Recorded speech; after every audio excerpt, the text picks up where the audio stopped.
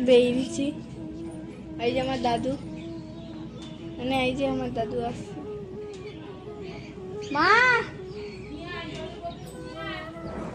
তো দেখতে পেলে আগো, তো ওখানে মা আছে, আমার বোনরা চলে গেছে। চুলটা কিন্তু একটু কেমন হয়ে গেছে। দাদু হাই বলো। হাই। জয় নিতাই।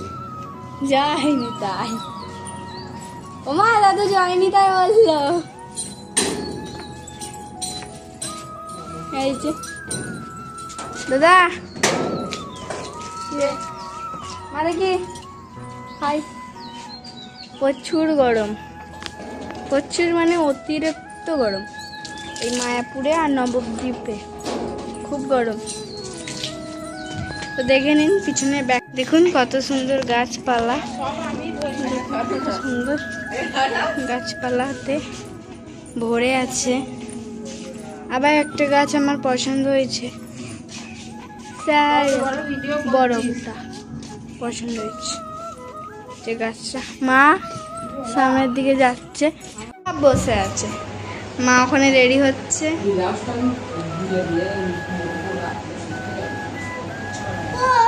রেডি হয়ে গেছি, আরতি শুনতে যাব। তো এও রেডি হয়ে গেছে।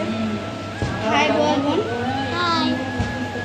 এ খুব খরচর আছে, দেখতে এরকম খুব খরচর। বিছানাটা ঘেঁটে দিলি তো দূর এরকম করে সবসময়। হ্যালো বন্ধুরা, welcome back to our channel. আশা করছি আপনারা সকলেই ভালো আছেন, আমরা অনেক ভালো আছি। তো এখন আমরা আরতিটা করতে পারছি না মা, আরতি মায়াপুরে তো এসেছি জানেন, আর আরতি দেখতে যাচ্ছি। গলার অবস্থা খুবই খারাপ, আর একটা হচ্ছে যে শরীরের অবস্থাও খারাপ। চোখ মুখ দেখে আশা করছি বুঝতে পেরেছেন, তো পুরো ঝলসে গেছি যাকে বলে। তো চলুন আপনাদের সাথেও শেয়ার করব।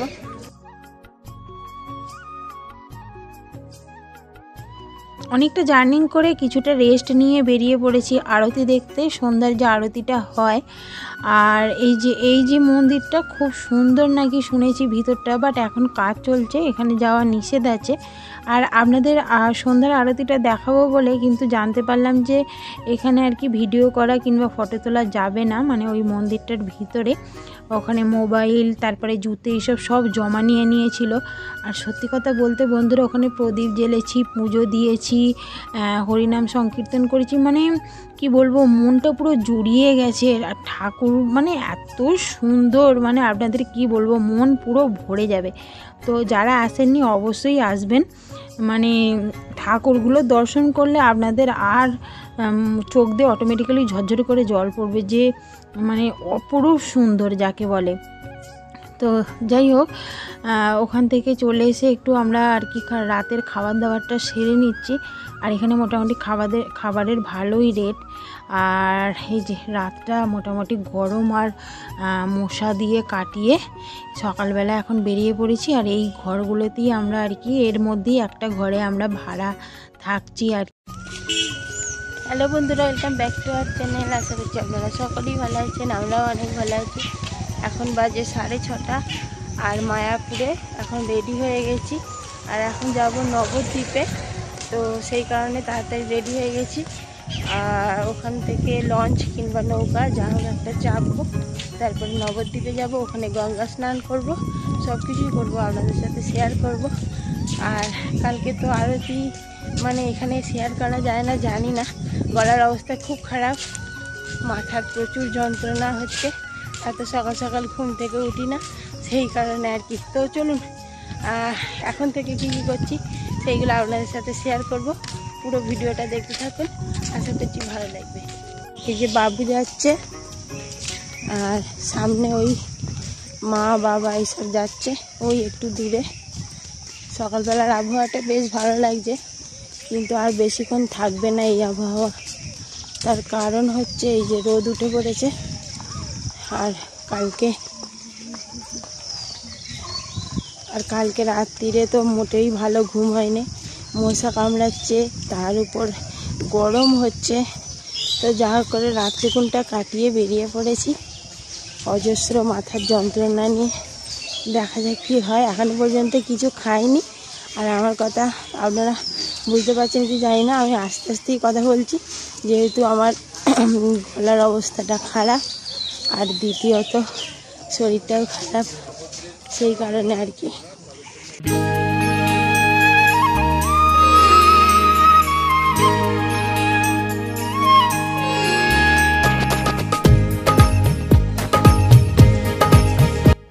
নবদ্বীপের উদ্দেশ্যে বেরিয়ে পড়লাম। আর ভোরবেলায় যে কীর্তনটা হয়, আরতিটা হয়, সেইটা আর কি আমাদের আর শোনা হয়নি, কারণ রাত্রির বেলায় মোটেও এত কষ্ট হচ্ছিল, মশার কামড়, তার সাথে গরম, মোটেও ঘুম আসতে চাইছিল না। ওই ভোরবেলার দিকটাই অল্প করে একটুখানি ঘুমিয়েছি, আর তখনই আর কি আরতিটা হয়ে গেছে। যাই হোক, সন্ধ্যার আরতিটা দেখেছি। আর এখানের এখনকার এই সময়টার যে একটা আবহাওয়াটা, ঠান্ডা ঠান্ডা হাওয়া বইছে, আর তার সাথে এইরকম এতটা সৌন্দর্য একটা প্রাকৃতিক পরিবেশ, মানে যেতে মন কেমন করছে সত্যি কথা বলতে। তবুও যেতে তো হবে, মনে হচ্ছে সারা জীবনের জন্য এইখানেই থেকে যাই, হরিনাম করি, যাই করি, একদম মানে সংসারে আর ফিরে যেতে ইচ্ছা করছে না সত্যি কথা বলতে। মানে আসলে আর যেতে ইচ্ছা করবে না, এত সুন্দর জায়গা। তো একটু একটু করে রোদ উঠছে, আর এই যে গাছপালাগুলো আছে না, এতে যখন রোদটা পড়ছে তার রূপটাই আলাদা হয়ে যাচ্ছে। সকালবেলার যে একটা মিষ্টি রোদ, দিনের বেলার রোদটা তো সেই যেন মনে হয় খেতে আসছে, কিন্তু সকালবেলার মিষ্টি রোদ, আর তার সাথে এরকম প্রাকৃতিক পরিবেশ, আর তার সাথে হরিনাম ভেসে আসছে, মানে কি বলবো, দারুণ লাগছে। তো যাই হোক, আমাদের তো সেই সংসারে ফিরতেই হবে, সংসারের মায়া। তো এই যে এখন যাচ্ছি।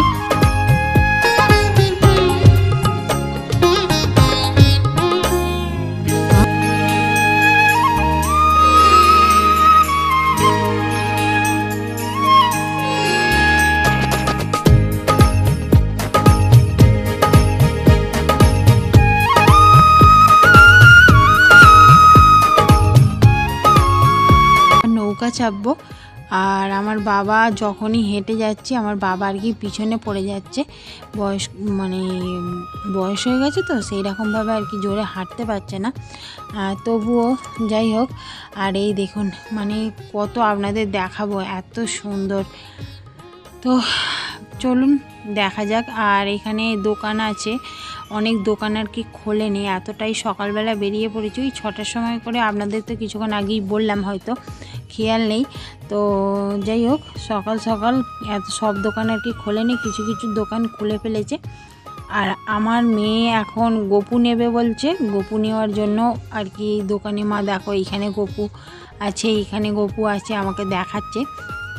তো মায়াপুর থেকে গপুকে নেবো না, নবদ্বীপ থেকেই নেবো। তারপরে তুলসীর মালা এসব সব নেওয়ার আছে। তো এখানে ব্যাগটা আর কি সকালবেলা চান টান করে বেরোনো হয়েছে তো, আর ভিজে জামা কাপড় এসব নেওয়া হয়েছে, ব্যাগ প্রচুর ভারী হয়েছে। তো মা আর আমি কিছুটা বইছি আর কি। এখান থেকে প্রসাদও নেওয়ার আছে।